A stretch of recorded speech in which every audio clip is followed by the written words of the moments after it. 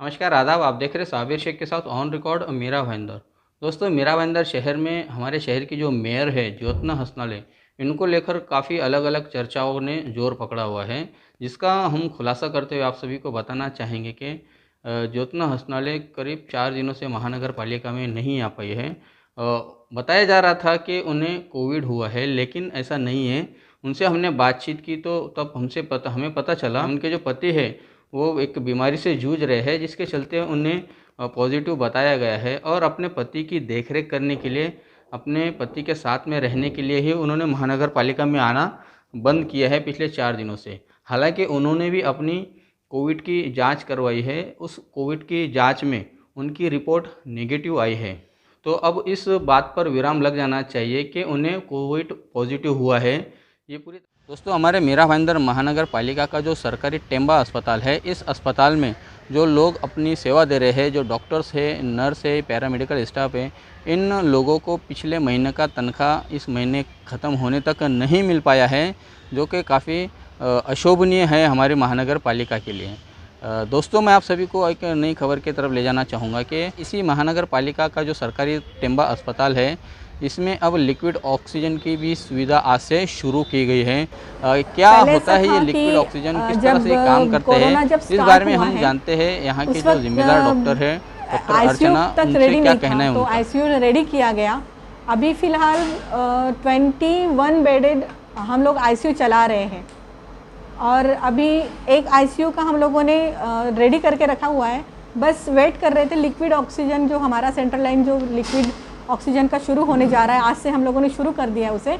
उसका आज ट्रायल हम लोग ले रहे हैं और कल से हम लोग इसे रेडी करेंगे। तो इट मीन्स 38 बेडेड वेंटिलेटर हमारे पास अवेलेबल है अभी फ़िलहाल। तीसरा आईसीयू हम लोग शुरू करने जा रहे हैं अभी 2-3 दिन में।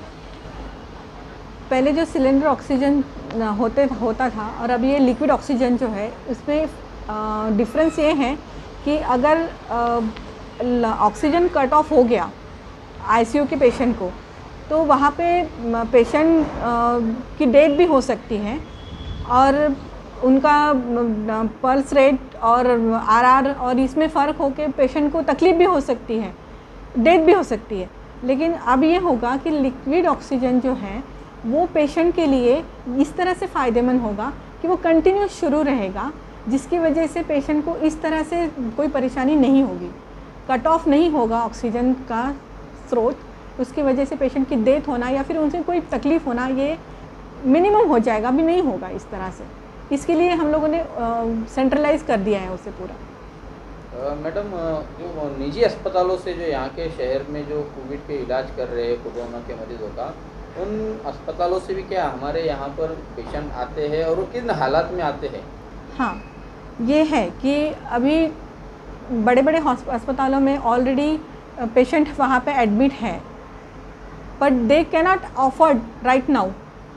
तो वो वहाँ से होके ऑलरेडी वहाँ पे 15 दिन 20 दिन ऑलरेडी रह चुके हैं और फिर वो हमारे यहाँ आते हैं, तो वी कैनॉट रिजेक्ट देम ना।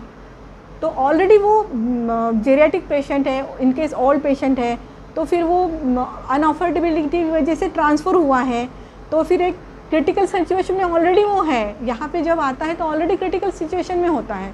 उसके बाद में एक साइटोकाइन स्ट्रोम होता है, ये एक तूफान है, ये अटिपिकल निमोनिया कहते हैं हम लोग इससे कोविड को। तो बायोलैटरल निमोनिया होता है उनको, और भी कोमॉर्बिडिटी उसके साथ में होती है, और भी बहुत सारी चीज़ें उनके साथ में कॉम्प्लिकेशंस वो ऑलरेडी लेके आते हैं।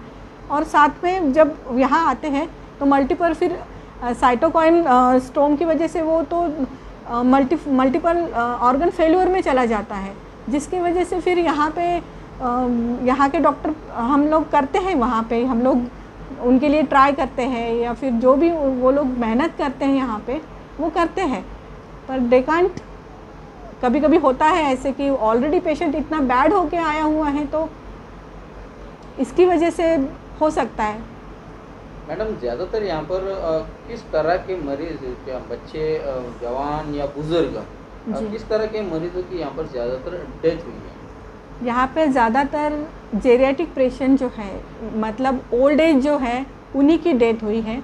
जो यंग पेशेंट हैं और जो यंग लोग हैं, उनकी बहुत कम, एक या दो जो हमारे यहाँ आने के पहले ही बैड हो चुका है, ऐसी कंडीशन में आए।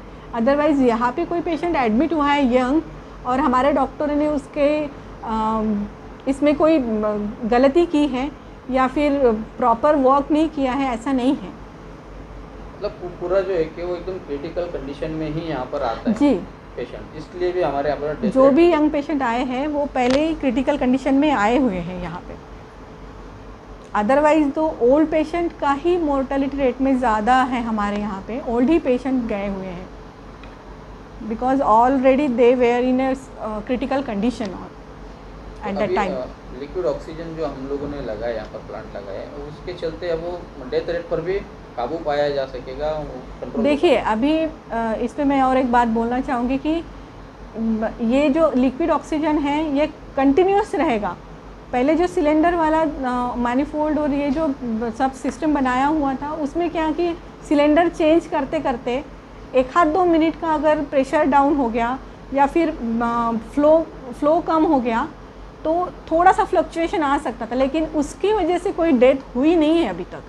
डेथ तो हुई है उनके ऑलरेडी, वो जो उनकी सिचुएशन है, उनका जो क्रिटिकल कंडीशन है, वॉटेवर उनका जो कोमॉर्बिडिटी है, उसमें एज भी आता है या फिर वो ऑलरेडी बैड होके आए हैं उस वजह से हुए हैं, या फिर अनअवेलेबिलिटी, जैसे अभी हम गवर्नमेंट ने हम लोगों को टॉसिलिजुमाब इंजेक्शन, रेमडेसिविर और फैविपिराविर जो टैबलेट हम लोगों ने शुरू किया, इट वाज गुड रिजल्ट। अभी हम लोगों के पास में है नहीं फ़िलहाल, पर ख़त्म हो गए, पर उसका अच्छा रिजल्ट आया है पेशेंट को। पेशेंट अच्छे हो के नीचे आए, जो यंग पेशेंट को हम लोगों ने दिए वो वार्ड में शिफ्ट हुए, वो वार्ड से डिस्चार्ज होकर घर गए हैं। ये है डॉक्टर अर्चना, जिनका कहना है कि लिक्विड ऑक्सीजन मिलने की जो सेवा शुरू की गई है, इसके चलते अब हमारे शहर के जो डेथ रेट की जो संख्या थी, यानी मृत्यु दर की जो संख्या थी, वो उसमें भी कमी आएगी और हमारे मरीजों को भी ये सेवा मिलना शुरू हो चुकी है। आप देख रहे हैं साबिर शेख और आरिफ कुरैशी के साथ ऑन रिकॉर्ड मीरा भाईंदर। धन्यवाद।